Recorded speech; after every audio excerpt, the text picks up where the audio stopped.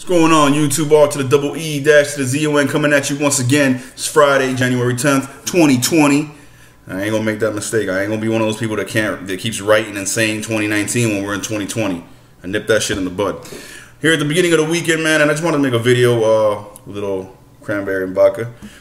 Just talking about some, topics been on my mind for the last couple of days, man. As we jumped into the new year, we began, excuse me.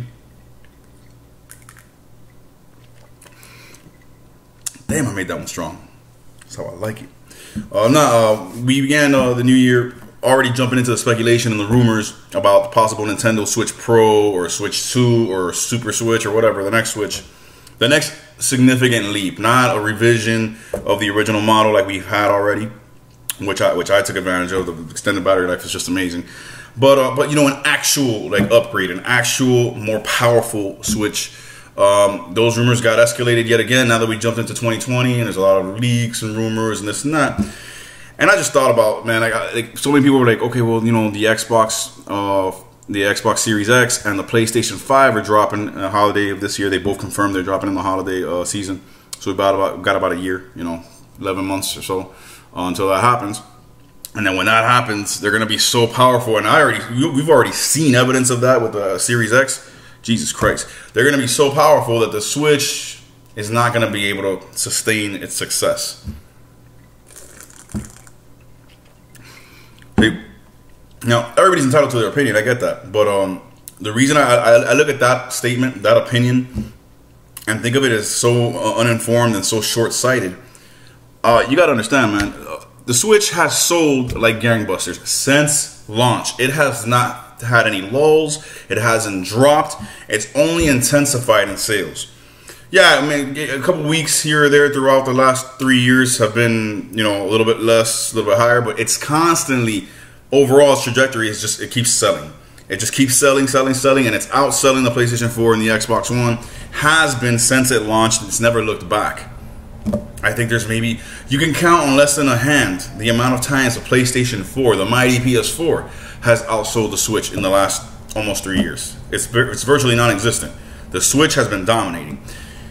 The PS4 and the Xbox One are so much more powerful, and I can vouch for that. I own both the PS4 and the Xbox One. They are more powerful than the Switch, and I've always said it's not by a lot, because in the grand scheme of things, in your gaming experience, it really isn't by that much. I mean, Mortal Kombat 11 looks okay on the Switch. It looks beautiful on the PS4 or the Xbox One. When you put them side by side, the differences are just the technical limitations. On the PS4 and the Xbox One, there's a lot more light shaders and light maps and light sources that you can see, making the characters look more crisp and more vivid. The Switch had to compromise on that to get it to play at 60 frames. But as far as the overall look of the game, it is the game. It's not that huge of a difference. It's not like Wii and PS3. All right, it ain't nowhere near like that. It's just like Wii U and PS4 and Xbox One. The difference is negligible, So even though when I say they're more powerful than the Switch by a lot, I mean in what they can do. So it's not just in the game, definitely in the gameplay and in the actual look of the game, but in the functionality, the features, the online functionality of the console, how many different apps you can run on it, how many different things the system can do. It is less powerful than them. But yet, the Switch has been getting a healthy amount of ports of third-party games that also come out on the Xbox One and the PS4. And yeah, they're always going to be technically the inferior version of that port, the inferior version of that game. But they've all been, for the most part, all of them, not all of them, but for the most part, they've all been great ports, running very well and playing very well on the Switch. And that's what you want. As long as Nintendo can continue that, they're going to be just fine. So what happens? A PS5 and an Xbox Series X come out this holiday season. The Switch is not going to be able to handle at all. I don't care what anybody says. Yeah, there'll be one or two wizard fucking magical studios out there that are able to port a fucking PS5 game to the Switch and make it work. But for the most part, that's not going to be it's not going to be within the realm of possibility. It's going to be more headache than it's worth.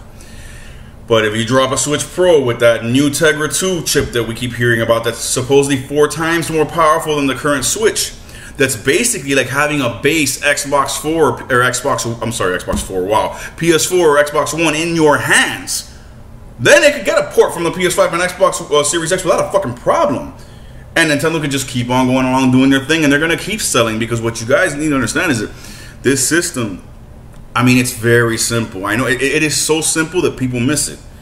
What makes the Switch sell, what makes it so appealing to the novice gamer all the way to the extreme hardcore gamer, it runs the gamut. And why? Because you can take it anywhere. That is really it. That there's no secret sauce here. There's no magical elixir. The fact that it can dock and it can go portable makes it sell like gangbusters, and it always will.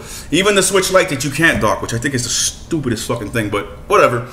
It's a strictly portable Switch. It's an itch. It's not a Switch. It can't switch. It's an itch, right? The Switch Lite.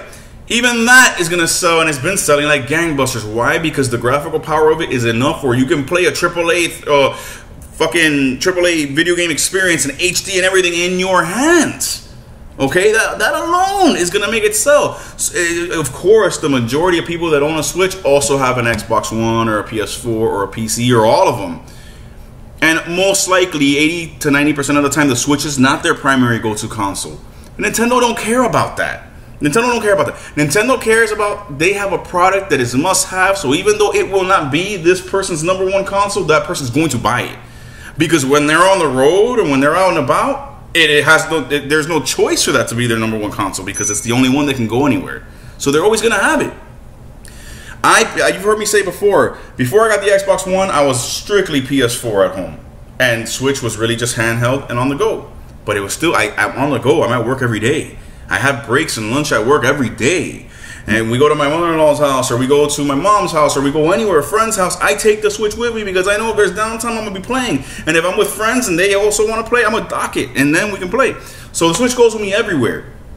But it was strictly PS4 as my home console, and Switch as my go-to portable wherever I went. Now it's Xbox One at home strictly. PS4 is in my kids' room. Whenever I want it, I'll just grab it. But right now, for me, it's strictly Xbox One at home. But the Switch stays getting that playtime because I take it with me everywhere. Right now, what the fuck is it, man? Let me see. I'm gonna show you all this shit. I was just looking at my physical collection. Forget the digital, just the physical collection. Motherfucker, when you have a system that's been out for less than 3 years, right? And keep in mind, I'm a dad with 3 kids, a life, a fucking full-time job, and I'm working towards, jumping into the game industry, so I'm always doing something on the side. And I can still double fist a bitch like this, okay, after less than 3 years.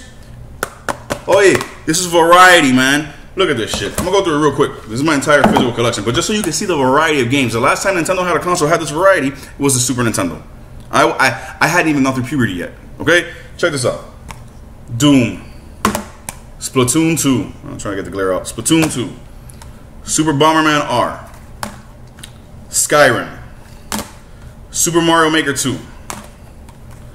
Astral Chain, which is fucking fire, by the way.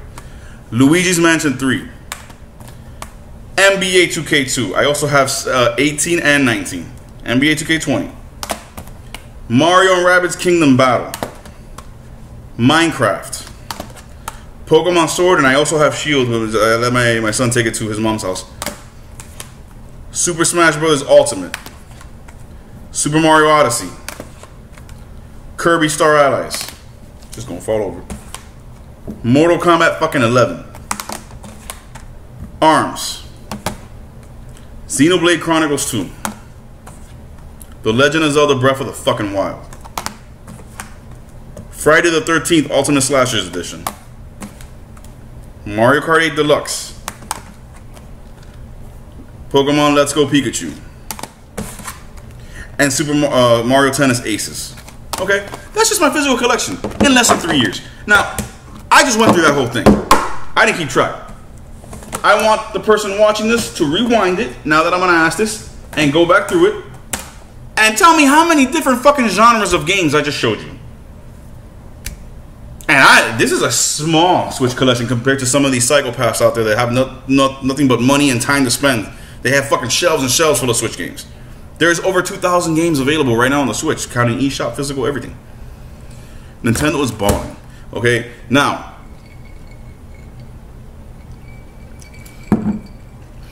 talk about a Switch Pro. All right, you talk about a Switch with the Tegra 2. Most likely, that's what's going to be in it. The Tegra 2. 4 times more powerful than the Switch we have now. A fucking literal PlayStation 4 or Xbox One in the palm of your fucking hands. Dude, that just makes my fucking dick stand up. Think about that, man. What Nintendo will be able to do. Bro, they will continue to have great third-party support. Plenty of third-party ports from the PlayStation 5 and Xbox Series X. And yes, they will continue to be technically the inferior version of the game. 9 times out of the 10. But it will still be a smooth running, well playing experience. And that's all they fucking need. Because their first party lineup is the fucking mafia of video games. You can't fuck with Mario, Zelda, Star Fox, Metroid, Smash Bros, Mario Kart, Kirby. You can't fuck with any of that. That is unstoppable.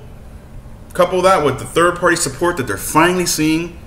And then you always got, when it comes to Nintendo consoles, you always got those third-party exclusives, man, that are made for the console. We saw that on the Wii U with Bayonetta 2, Wonderful 101, Zombie U.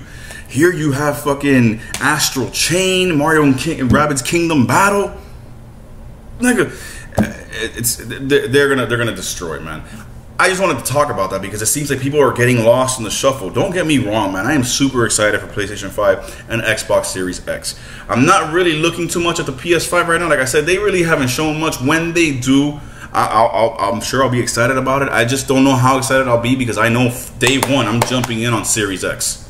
I am. I've had such a fucking phenomenal experience with my Xbox One in the month that I've had it that there's just no turning back for me. But I have enjoyed my PlayStation 4 as well. Okay, and so if PS5 comes with some fire, I'm not gonna get it first. I'm getting my Series X, but I'll probably end up getting the PS5 sometime down the road, maybe a year or two down the road, whatever it is. I'm super excited about those systems, but it's not like, oh, Nintendo's just gonna get overshadowed, because Nintendo has the glitch in the matrix. Nintendo has the only one of those consoles that can give you a full-fledged HD console experience on the fucking go. And I know people saying, oh, this Xbox with Project X. That's not the same thing, dude. Because for that, you have to have your controller, you have to have a tablet or a phone or whatever. The Switch is just one unit you bring with you, and you got it all there. You get home, you dock it, you got it right there. You got to get up and go out again, you swipe it out the dock, you got it right there. It don't stop. You know what I'm saying? So that's the thing. They're not going to lose any steam. My worry for Nintendo would be, and to me it's a legitimate worry. It might not be to someone else. Someone else might be like, oh, you know what, bro, I love what they've done with the Switch to the point that I want it to be Switch from here on out. Hybrid consoles going forward, no turning back. And I get that, and I understand that, and I don't even have a gripe with that. It's just me as a traditionalist, man. I want to know what Nintendo's gonna do after the Switch. Like, yeah, we know the Switch Pro is most likely coming, and that's what this whole video is about. But once they jump from that, like, what is the next thing they're gonna do? Are they gonna continue to go with this hybrid model? I wouldn't see why not. It's fucking working. But me as a traditionalist, I would love to see them. Like I say it every generation. It's the Nintendo fans' cry. I want to see my company of choice jump back in the power game and come with a fucking beast of a home console. I don't think it'll ever happen. Well, like I said, I don't want to say never. You never say never, especially in the video game industry. But I just, there's a part of me that just wants to see that. Not that I can say anything bad about, well, I could say bad stuff about the Switch. You guys have heard me say bad stuff about the Switch because no console's perfect. But the Switch has done so much right that it's just like, you throw your hands up, you know, and you just say, oh, the online sucks. Okay, at least it has an online. I mean, that's not a pass. I'm not giving it a pass. Y'all know me. I don't give fucking passes, dude. But it's like, okay, they're not going to change. You know it's not going to happen. So when it comes to your Nintendo gaming, expect an underachieving online experience. Something so minimal based that it just lets you play online. That's it. That's it. You know, and with randoms, you know, to make a party lobby or whatever, that's a fucking mission. You know, it is what it is. These are things that they need to improve going forward. Will they? I don't know. You know how they are. But yeah, man. To think that the Switch Pro is gonna come and then, or the Switch 2 or whatever they want to call it, is gonna come and it's not gonna make a difference. PlayStation and Xbox are gonna just destroy them. How did that work out this generation? Now here's the thing. Here's the thing, and here's the real shit kicker.